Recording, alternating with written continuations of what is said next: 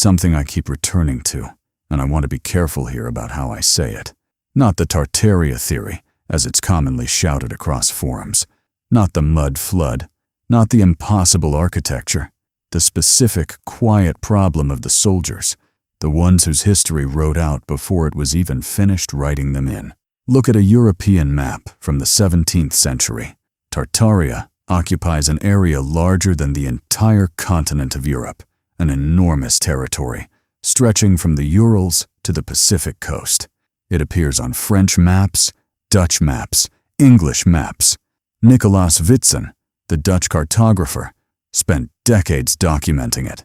The land was not imaginary, but here is what every account of that territory consistently fails to produce with any depth: a coherent military structure. There are references, scattered, brief, often dismissive, to armies. There are mentions of warriors, and then there is silence. A silence that is strange precisely because of how vast the territory was. The official explanation is straightforward. Tartaria was not a unified empire. It was a loose geographic designation applied to the peoples of the Eurasian steppe: Mongols, Tatars, various Turkic groups. Their military forces were real, but nomadic, poorly documented by Western historians because those historians rarely traveled there. The silence is simply a product of distance and institutional limitation. That explanation is reasonable. I want to acknowledge that directly. The Eurasian steppe was genuinely remote from European centers of scholarship. The men who traveled there, Adam Brand, Evert Isbrandtsides, the Swedish officer Philip Johan von Strahlenberg, were travelers, not military historians. Their accounts are detailed about trade, climate, and geography, less so about warfare. But here is the first crack. Von Strahlenberg, captured by Peter the Great after the Battle of Poltava in 1709, spent 13 years as a prisoner of war in Siberia. He produced one of the most comprehensive geographic surveys of the region ever written, published in 1730. In it, the peoples of Tartaria are described in considerable physical and cultural detail. And yet, for all the precision he applies to geography, language classification, and commercial practice, the military traditions of the people among whom he lived for over a decade receive treatment that is strikingly thin by comparison. He was a meticulous man. The disproportion is not what you would expect from a prisoner with 13 years and nothing else to do but observe. I am not claiming that one man's editorial choices prove anything. I want to be clear about that. A single disproportion in a single 18th century geographic survey proves very little on its own. What it does is open a door, and once you start looking, you find that door keeps appearing in different hallways, in different centuries, in the work of very different people. Herodotus, writing in the 5th century BCE, described the Scythians, the peoples who preceded many of the steppe civilizations that would eventually fall under the Tartaria designation, as notably tall. His descriptions were dismissed for centuries as characteristic Greek exaggeration about foreign peoples. Then archaeologists began opening Scythian burial mounds across what is now Ukraine and southern Russia. The skeletal remains inside confirmed significant average stature, not mythological, not impossible, but consistently taller than contemporary European populations by a measurable margin. This is documented and not contested. The Scythians were real, their height was real, and they occupied the western edge of what European cartographers would later call Tartaria. Now, the rational explanation here is simple and probably correct. Height differentials between populations are well documented in history. Protein-rich diets, genetic factors, different environmental pressures. These account for stature differences across cultures. The fact that one ancient steppe people was tall does not build a bridge to some suppressed race of warrior giants. I know that. But we are not looking at one data point. We are looking at a pattern, and the pattern has a specific shape. It keeps appearing not in the sensationalist corners of the internet. but in the marginal notes of serious historical accounts. Always brief, always as if the writer considered it, and then decided to continue forward without lingering. Guillaume de Lille, the royal French cartographer who produced some of the most detailed maps of Tartaria in the early 18th century, corresponded extensively with travelers and diplomats who had visited the eastern territories. His papers survive and are held at the Bibliothèque Nationale de France. The gap between the richness of his private correspondence network and the selectivity of his published work has never been fully examined. De Lille was a meticulous scholar. He is not known for omitting things carelessly. His maps are celebrated precisely because of their commitment to incorporating every available source. The question of what he chose to leave out of publication is, by definition, a question about what he judged unsuitable, either as unreliable or as something else. That distinction has simply not been rigorously pursued. Now, I can hear the objection forming. It is a fair one.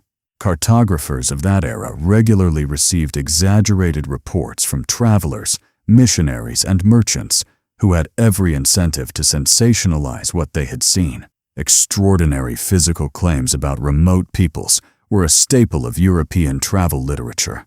The Patagonian giants appear in multiple 16th century accounts. They were not real. The Patagonian giant reports are worth dwelling on for a moment, because what happened to those accounts is itself instructive. They circulated for over 2 centuries. They were cited by serious scholars. They appeared in respected geographic literature, and then, gradually, methodically, they were reclassified as myth. That reclassification was almost certainly correct, but it also established a template. The template works like this.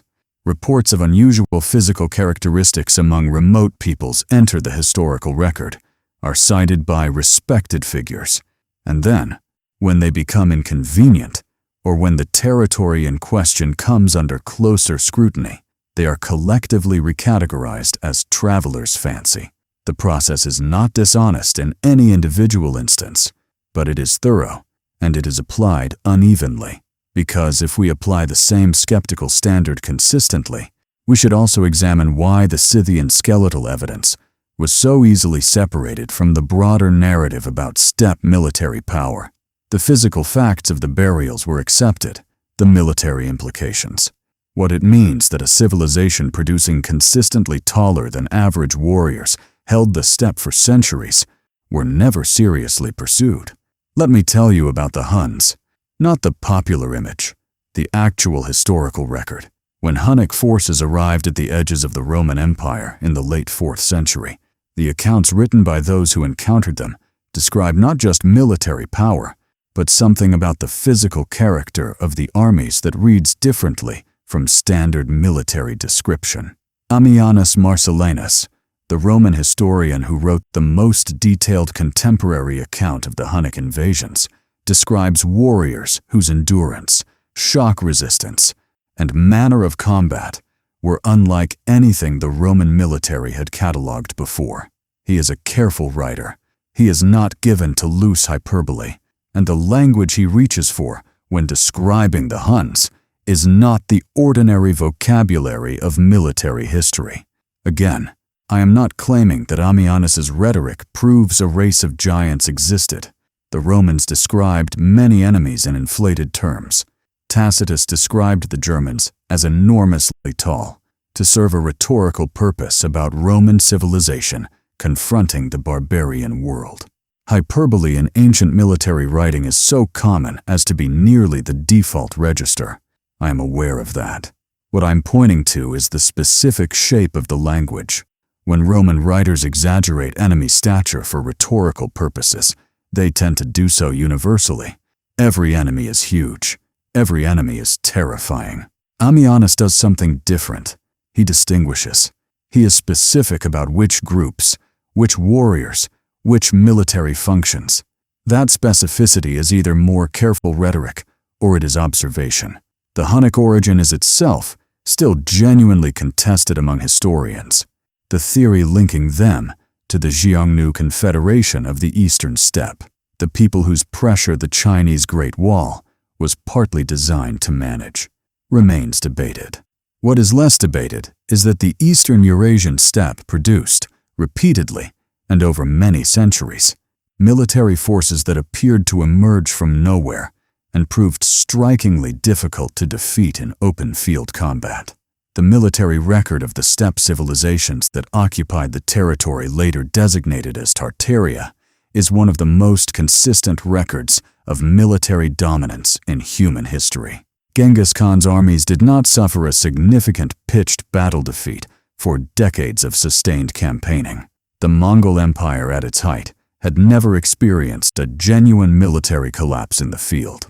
The orthodox explanation for that dominance focuses on tactics, superior cavalry, extraordinary logistical flexibility, intelligence networks, psychological warfare. These explanations are solid. They are well supported. They account for most of what the historical record shows. I have no argument with any of them, but they explain the method.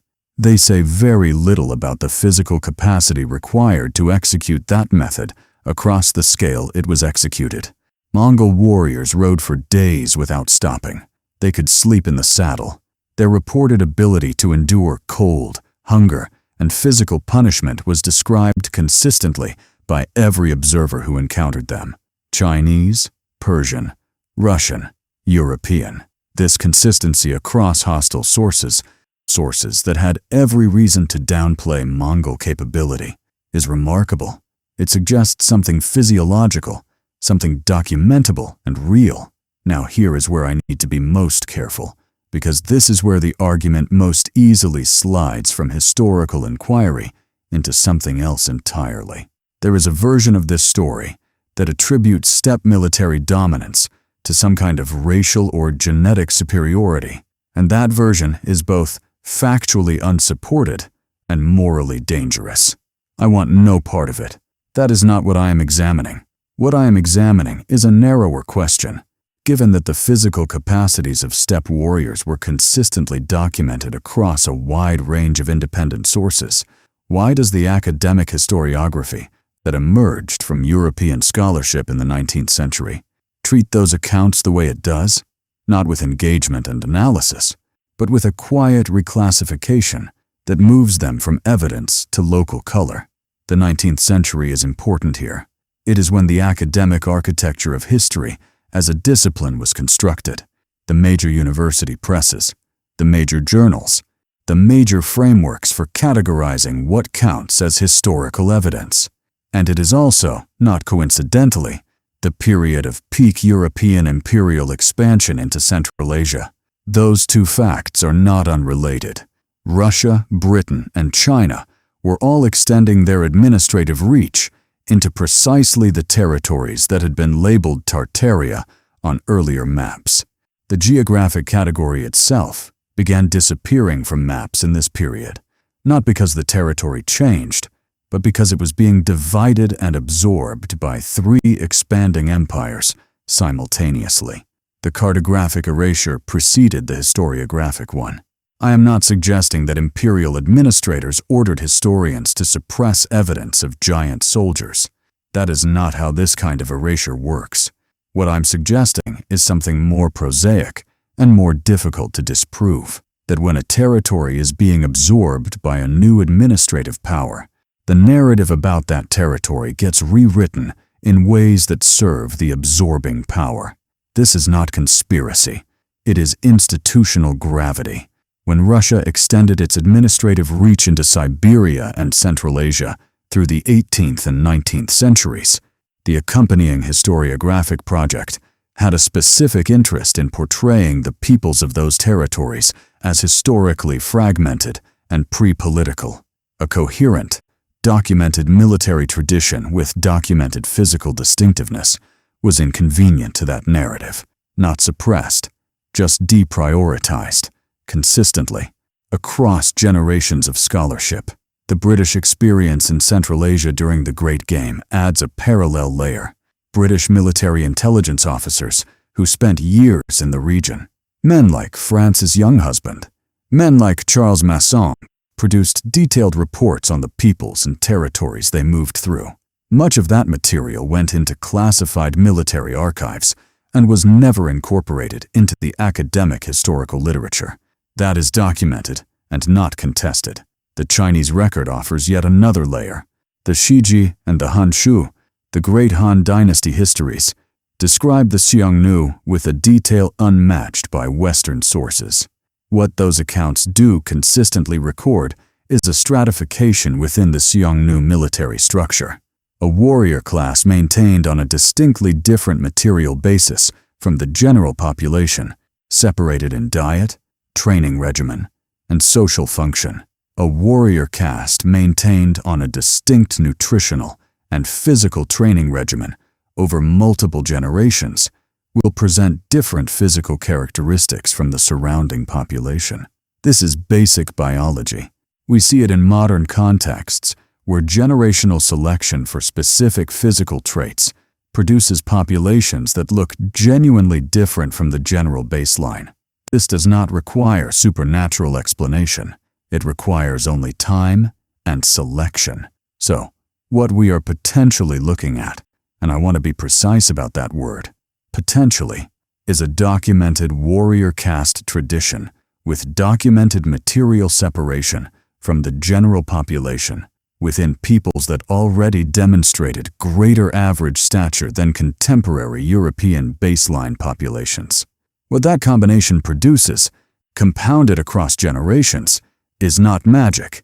It is selection applied systematically in service of a military function. And this is where the coordination problem becomes interesting. Because if what I have just described is broadly accurate, if there was a warrior caste tradition with measurable physical distinctiveness operating across the enormous territory designated as Tartaria, then the absence of that fact from mainstream historical literature requires an explanation, not a conspiracy, a structural explanation. How do three separate imperial powers, Russia, Britain, and the Qing dynasty, all moving into the same territory in the same historical period, all produce historiographic frameworks that minimize or ignore the same category of evidence without explicitly coordinating that minimization? The answer is that explicit coordination is not required. Shared institutional interest is sufficient.